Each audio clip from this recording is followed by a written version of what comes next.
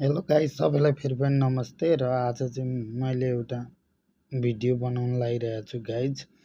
र आज चाहिँ मेरो भिडियो रहेको छ, मेरो भिडियो चाहिँ हेरेर लाइक कमेन्ट र सेयर गरिदिनु होला।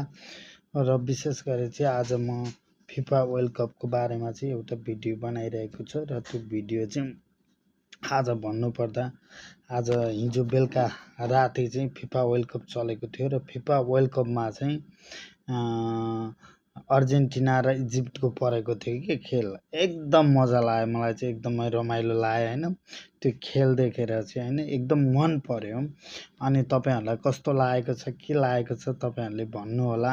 र अनि हिजो चाहिँ अर्जेन्टिनाले हार्छ जस्तो मलाई चाहिँ लागिरहेको थियो होइन। तर पनि होइन, भन्छन् नि त हिरोको खेल पछाडि आउँछ भने जस्तै हिरोको खेल चाहिँ पछाडि आइदिइरहेको क्या अर्जेन्टिनाले चाहिँ। अनि 4 मिनटको अन्तरमा चाहिँ 3 गोल हानेर चाहिँ इजिप्टलाई पराजित गर्यो। र अर्जेन्टिनाको किप्पर पनि कस्तो क्या बबाल, क्या किप्पर पनि बबाल हो।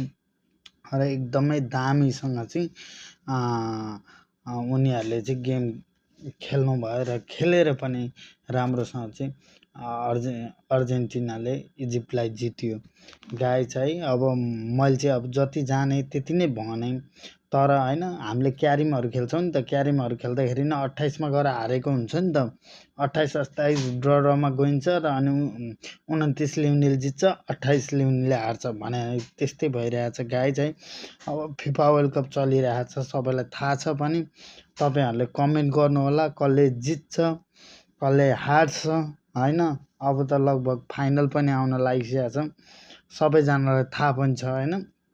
त्यसकारण अब फाइनलको लागि चाहिँ अब कतिवटा टिमहरू जालान्, के होला होइन, फाइनल कसले बाजी मार्ला, वर्ल्ड कप कसले जित्ला भनेर चाहिँ होइन। अब तपाईँहरूले लाइक कमेन्ट चाहिँ गर्नु होला है, जसरी नै लाइक कमेन्ट चाहिँ गर्नु होला है।